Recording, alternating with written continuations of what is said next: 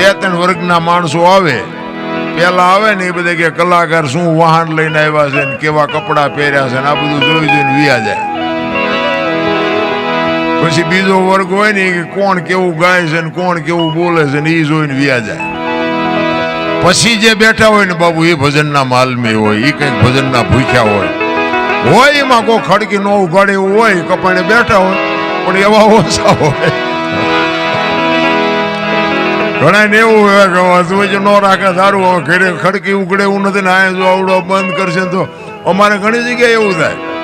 3 વાગે 4 વાગે પ્રોગ્રામ બંધ કરીને તમે હાથ વચ્ચે રાખ્યા. અમે કઈ ગયેલા પણ હંમેશા ના હાથ વચ્ચે કે હવે અહીંયા ઉવાય ને ઘરે ઉઘાડે નહીં. એટલે બધાને હરખું નથી હોતું, પણ ભજનની મજા છે.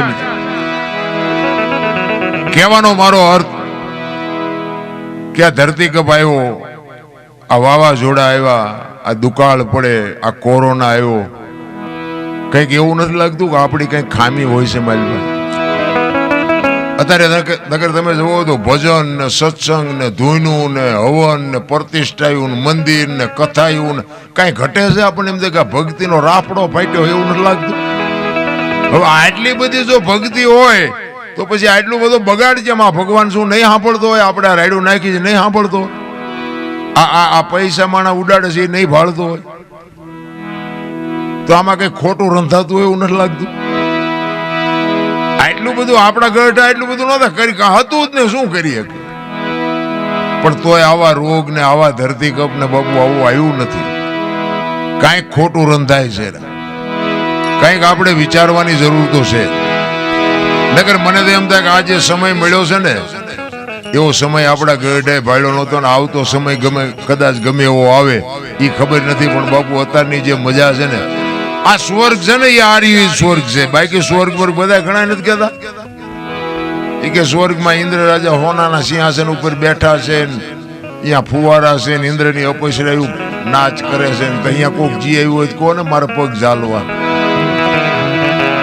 કોઈ જી આવ્યું નથી ને કાંઈ કોઈએ સ્વર્ગ ભાડ્યું નથી. આ રહ્યું ને એ સ્વર્ગ છે, બાકી કાંઈ છે નહીં. આ મજા કરી લેવાની છે. આ બધા ભવની વાતો કરે એમાં મને ટપા નથી પડતા. ઓલા ભવમાં આમ ને ઓલા ભવમાં આમ મળ્યો એ શું થાય લો ને કાલની ખબર નથી. ભવની હું ખોડવી હોય ભલા મને? આ ભવમાં હું વાંધો શું ઘટે છે? હું આ કર્મમાં મને નથી ખબર પડતી. અત્યારે તમે જો આ ભક્તિ કરે એવડાય દુખી છે, મલકના બૂસ મારે એવડાય સુખી છે. લો હારા કર્મ કેવાય. આ કોકના ખિસ્સા કાતરી લે ગમે એનું પડાવી લે તો એવડે હિલોળા નથી કરતા. 10 આંગળા વેટ્યું હોય, 40 લાખની ગાડી લઈને નીકળે, આપણે એમ થાય કે ઓલું બૂસ માર્યો દીવડું ઈ છે. આટલા હિલોળા ને હવે આપણા માતાજીને ભગવાનના ગાણા ગઈ રાખી રહ્યા રાગડા તાણી તો મોટરસાયકલમાં ટાયર નાખવાનો વ્યાજ નથી. પણ કર્મે લખ્યા કિરદાર કોઈ દી સઠી ના સુકે નહીં. પછી હુનર કરો હજારી આખરે આડા ફરે. અખિલ બ્રહ્માંડના માલિક ને તમારું અને મારું જેને સર્જન કર્યું હોય, આખો વિશ્વ જેને બનાવ્યું હોય, એ કૃષ્ણ પરમાત્માને ખબર ન હોય કે આ બેસ તો ભીલ મન બાણ મારશે ને ખબર ન હોય? કરમ જો બાપુ એને ન છોડતું હોય તો બૂસ માળવા વાળાને શું, પણ તમને મને કોઈને નહીં છોડે.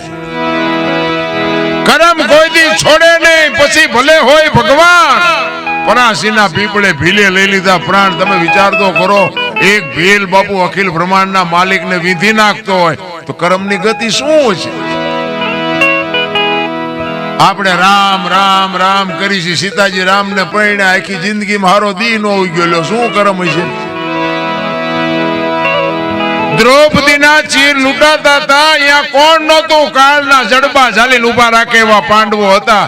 દીકરીનો શું વાંક હતો? આખી જગતને ખબર છે. મારા રામ એનો શું કર્મ હતું? રામ જેવા રામને જો 14 વર્ષ વનમાં રખડવા જવું પડ્યું છે તો એનું શું કર્મ હશે? રામાયણ અને મહાભારત છે ને, 2 મહાપુરુષો બનાવ્યા છે, પણ તમને મને રાહ બતાવવા માટેના ગ્રંથો છે. ભાઈઓ કેવા હોય, દીકરી કેવી હોય, પત્ની કેવી હોય, મા બાપ કેવા હોય, આ જોવું હોય તો રામાયણમાં ઉતરો. અને રડેલો ન ખાવું હોય મહાભારતમાં ઉતરો. અને તમે જુઓ મહાભારતમાં કૃષ્ણ પરમાત્મા જેના પક્ષમાં હતા ને જીત્યા અને હસ્તિનાપુરની ગાદી લઈ લીધી ને બધું બરોબર, પણ હવાજ કેવો લાગ્યો ઈ કે કાકા ને બાપા ને ભાઈઓ ને મારીને હવે આ ગાદી આપણે ભોગવવાની. ઈ કે હાલો હવે હેમાળે હાડ ગાળવા. ઝઘડામાં હાથ થાય, માર ખાવ તોય ફાયદો નથી ને મારો તોય ફાયદો નથી. અને રામાયણ એમ કે છે જેને જોઈને લઈ જાઓ.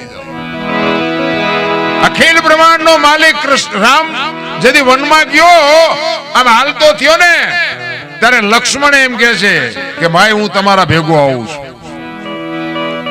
રામ ના પાડે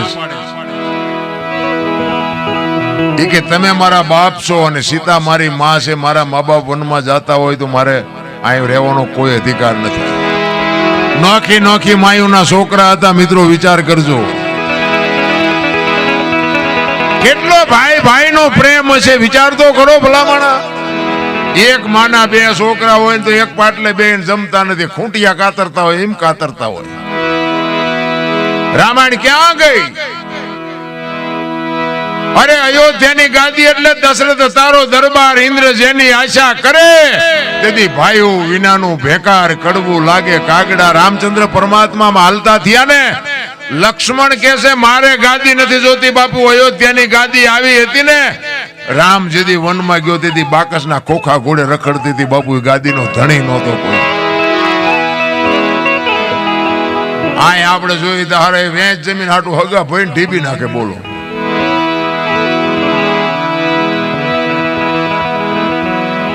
એક જાય ઉપર ને એક જાય જેલમાં, જમીન અહીંયા પડી હોય. એટલે સંતોએ કીધું કે ધરતી રાજા રામની આની કોઈની પૂરી કરી નહીં આશ, આની માથે કંઈક રાણા રમી ગયા ને કંઈક વિયાઈ ગયા નિરાશ. પછી જેલમાં હોય એની ખબર કાઢવા જાઓ ને એટલે શું કે ખબર, ઓલું પસાવી ગયું જાય ભલે જાય પણ મને બારો કટાવતા વેચ જવા દીધી હોત તો. પણ તારે મોડું થઈ ગયું હોય મારા રામ.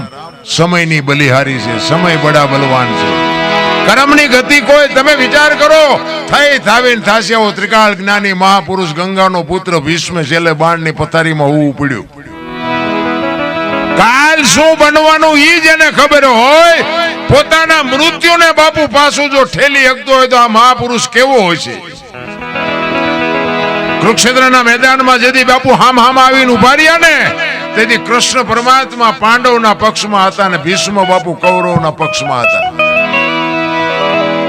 અને ભીષ્મ કૃષ્ણને કહે છે કે તું જે પક્ષમાં હોય પક્ષ હારે નહીં, પણ દુર્યોધનનું અનાજ મેં ખાધું છે એટલે મારે સેનાપતિ બન્યા વગર છૂટકો નથી.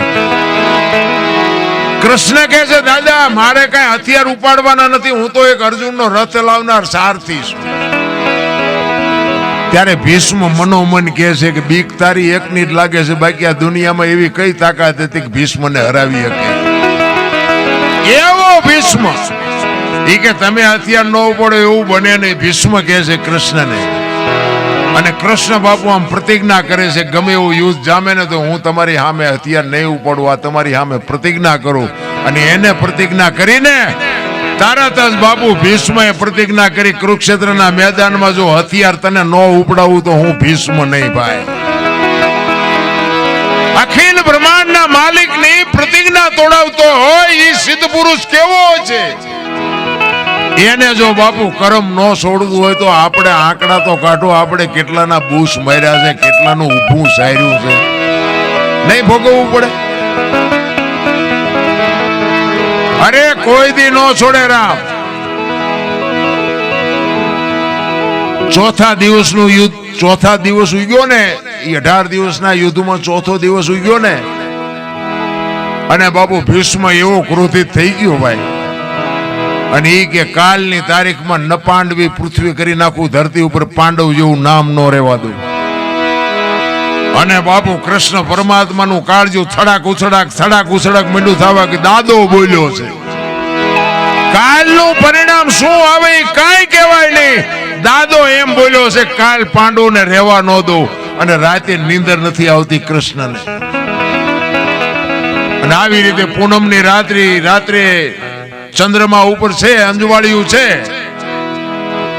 અને કુરુક્ષેત્રના મેદાનમાં કૃષ્ણ વાયા હાથ રાખી અને મેદાનમાં આટા મારે છે, વિચાર કરે છે કાલનો શું નિર્ણય લેવો.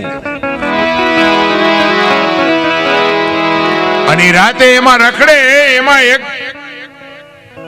બેન દેખાણી, એને સફેદ વસ્ત્ર પહેરી અને એક માં બેઠી છે. એટલે કૃષ્ણ વિચાર કરે કે અત્યારે આ રાતના ટાઈમે આ કોણ છે બૈરું. ત્યાં જઈને કીધું કોણ છો માં? અને આમ બાપુ એ જોગમાયા ઉભી થઈ હો. ઈ કે હું ગંગા છું, ભીષ્મની માં છું. હે કે ભીષ્મની માં છો કે અટાણે માં અહીંયા? ઈ કે કાલ મારો દીકરો આય પડવાનો છે અને કાંટા ને કાંકરા નો વાગે, કાંટા ને કાંકરા વીણું છું. કૃષ્ણ પરમાત્મા ચકરી ખાઈ ગયો. ઓલો કે છે કાલ પાંડવો નો રહેવા દઉં, જનેતા એમ કે છે કે મારો દીકરો કાલ અહીં પડવાનો છે. આમાં સાચું શું? ભગવાનને ઘૂમરે નાખી દીધા. અને કૃષ્ણ આવ્યો સાવણીમાં, અર્જુનને પાટું મારીને જગાડ્યો કે એ ઓલાએ પ્રતિજ્ઞા લીધી છે કાલ પાંડવોને રહેવાનો દઉં, તમને હારો નીંદર આવે છે. અર્જુન આંખું સોળતો કે તું જાગસ પછી અમારે શું જાગીને કામ છે. એટલે લગામ તો બાપુ છે ને હોંપી દેવાય. હું તો એમ કઉ છું લગામ હાથમાં રાખીને મોટો મેં આંક્યો એવો પાવર ન કરો. હારો માણા હોય ને હોંપી દેવાય. અને કૃષ્ણ વિચાર કરે છે, અર્જુનને કહે છે કે કાલ તારે આગેવાની શિખંડીની લેવાની છે. કાલ તું રથમાં આગળ શિખંડીને રાખજે. કારણ કે બાબુ કૃષ્ણએ કપટ તો કર્યું જ છે. એટલે અર્જુન એમ કે છે અમે હું બંગડીયું પહેરી છે શિખંડી. કે હું કહું એમ કરીને ભાઈ એમાં તમારા ડાળિયા નહીં આવે. અહીંયા હું કહું એમ કર નકર કાલ ભીષ્મ છે ને મેદાનમાં દડે રમે એવું કરી નાખશે. કાંઈ નહીં રહેવા દે. તું શું માનસ? ભીષ્મને તું શું માનસ?